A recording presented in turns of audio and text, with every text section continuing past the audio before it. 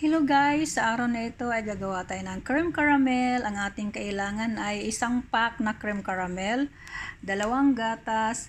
Yan lang guys, at ang ating sa loob ng caramel guys ay mayroon na kumpleto na. Ito ay kanyang powder. Ayan.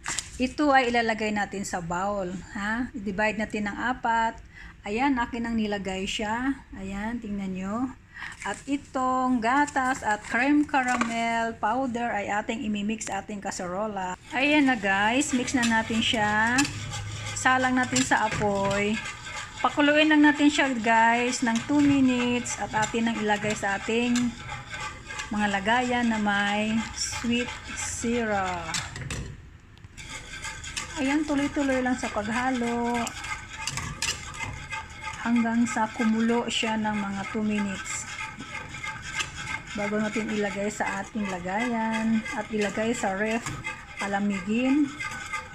At after 2 hours, 3 hours, pag buo na siya ay pwede nating ikainin na sa ating mga junakis. Yan, mix lang, tiyaga lang. Simple lang ito, hindi nakapagod. At may snack ng ating mga alaga.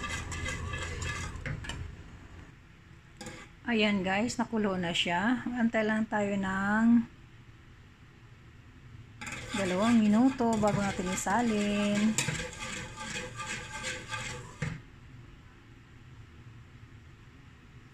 Simple lang, madaling gawin. Hindi nakakapagod. Ayan, antay lang tayo guys. Ayan.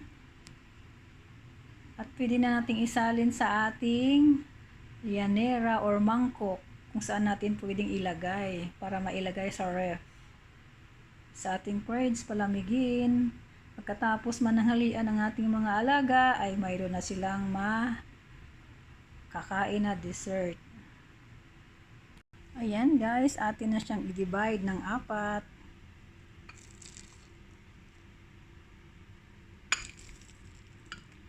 Padami yata yung isa.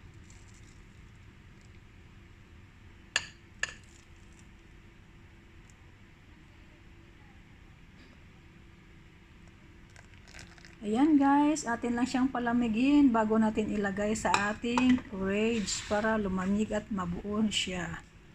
Ganun lang kasimple guys, ang dali-dali. Ayan, sana magustuhan ninyo ang aking simpleng merienda ng mga kids. At huwag kalimutan mag-like, mag-subscribe sa aking channel, Julita Tabaw. Thank you guys, God bless all. Ayan, sarap-sarap na yan.